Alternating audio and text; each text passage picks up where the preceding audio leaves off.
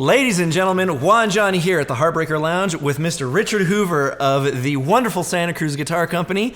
And we've got Toby back here, chilling, relaxing. Obviously, he didn't have his coffee this morning, but we did. And it's a good thing, too, because we have got Mr. Richard Hoover's favorite guitar. As he said a second ago, you can always pick your own kids out of the choir. And now, I don't know if he caught that earlier, but we were doing...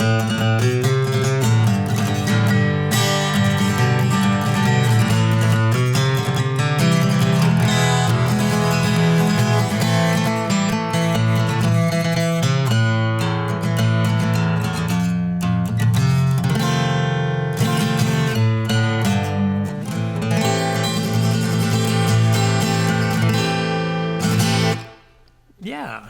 Especially when they're wearing cowboy hats. Oh, yeah. Yeah. So why is this guitar your favorite guitar? What is that guitar? H13. Yeah. And 13 refers to joins the body at the 13th fret. And since I backed into that, I better explain that. To make this guitar acoustically loud, it's beneficial to have a longer string length because it puts more tension on the saddle and gives you more volume.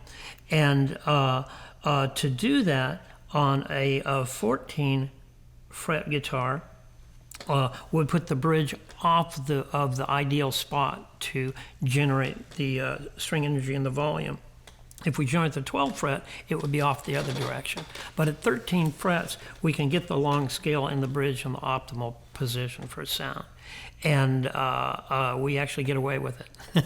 Nice. Yeah. Yeah, and this thing, for me, it's quite a bit warmer than the others we've played. That's exactly right, yeah. And it's got a beautiful, actually it's got a really cool vintage sound to it also.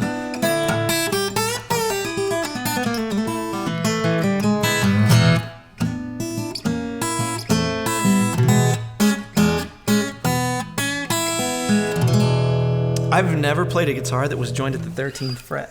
I should have just kept that our little secret. Yeah. I wouldn't have known any better. Well, that works. It brings more volume to a small body. So the small body is ergonomic. It's you can play it longer, more sustainable without your arm going numb, reaching around, say, a dreadnought. But also, it's deeper front to back, which gives it more airspace than a little guitar. So it's surprisingly loud. Yeah, it is. And it punches. And you talked about that kind of vintage sound. This would be an ideal guitar for blues. We said cowboy because the aesthetic on this is evocative of that era. You know, the sunburst and the inlays and so forth. I was headed off to Montana for a cowboy job when I met my wife, who was a Manhattan runway model going west, and rest is history. There you go. So I mean, anyway, can you blame them? I can't blame. Is dear to me. So again, the bracing, the depth of the body gives us the control of the EQ, and this guitar should be more predominant in the bass than the other ones you've played for fingerstyle. Also, the choice of wood gives it more warmth, and to put it simply, it sounds like an old guitar. It does. And it works great for, when I say cowboy music, that's pretty broad, but blues, singer-songwriter stuff, it's a really, really good match. This reminds me of a lot of the old recordings, and I know a lot of the guitar stuff that I'm really into this acoustic blues cat by the name of Big Bill Brunsey. Oh, heck yeah. He's influenced every English guitar player from Clapton to Ron Wood to everyone. Probably 8 cents in it for him too. Yeah.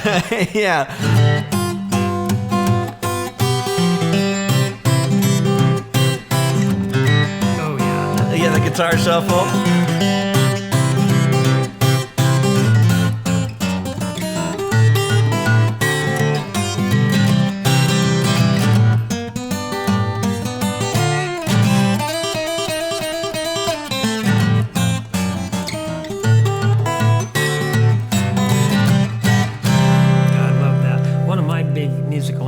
Is Joseph Spence, who was really an inspiration for Ry Cooder and his early styles and so forth. And this what this guitar has is like what you'd expect to hear on one of those old records, but it's got much more sophisticated complexity. And it does. And overtones as we go. So a lot of what we do is people play a standard model like this, and that's the departure for talking about the things that they'd like a little bit different. You know, whether that's neck shape or cosmetics or sound. And I'm gathering from the H that this is that same body style that has the complexities to be able to play a whole lot of different things. Right, and that one, with that, we changed the tone from the choice of woods, and we changed the EQ from how we brace it, and making the body a little thinner. So there's a lot of control over the final outcome with what we're doing. And as I said earlier, not everybody has the vocabulary to explain that, and I want to put it, it's not that complicated. I listen to somebody play, and we have the reference of a guitar they already love, so we talk about the things they like, what they want more of or less of, and we get enough information to guarantee the results with that. Very cool. Yeah, and this thing is... Yeah, you see why I'm stuck on it. Yeah, I can definitely. And this is also a really great illustration of why every player needs, it's like 4, 5, or 6 guitars. True. Right. This does it all very well. And it's very satisfying to play. You're not left or lacking with anything. It's That's just great. Yeah. It's nutritious. It's a balanced diet. It's definitely a balanced diet. I have a good friend that says, "How do you like that combo platter?" Yeah. Well, you know, a lot of those guys played really cheap guitars, and they're really tinny. And you always feel, listen, I go, wow, what a virtuoso. I wish I could get that musicality. You know? Yeah. Roy Cooder is a master of tone, varying tones, and he really brought to life a lot of those. Yeah, he did. Guys' work. Very, very cool reference. Yeah, look up Joseph Spence. He's a little difficult listening, but you'll get I'll what I'm talking about. absolutely, I will. Ladies and gentlemen, thank you so much for watching. Juan John here. This is Mr. Richard Hoover giving us a wealth of knowledge. I'm actually having a blast learning about all of this stuff. Like, it's a lot of the stuff that we talk about as guitar players, or we read about in different publications and things. A lot of this stuff just kind of goes right over the top of our heads, and a lot of these verbiages are just thrown out, you know, and it's so wonderful to have Richard here explain them, exactly what it is, what it means, and it's just opened my eyes a lot to a lot of the different woods from different parts of the world, a lot of the ages, and what happens during the time that these things are aging. It's just an amazing thing. So thank you, Richard, for doing and explaining all of that. Thank you. May extend that to your customers and players. It costs nothing to talk about guitars, and a lot of Carolyn and my day is involved in helping people make decisions about their instruments. Yeah. And we're happy to do that. And luckily here at Heartbreaker, we've got a great body of knowledge for people to learn, and hopefully we can accentuate that. So give us a call, email, we'll talk guitars. Absolutely. Right on. Ladies and gentlemen, Heartbreaker Lounge, thank you so much. Don't forget to like, subscribe, share with your friends, and pick your favorite guitar.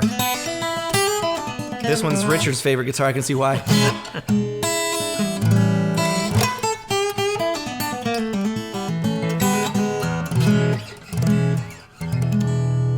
We will catch y'all next time.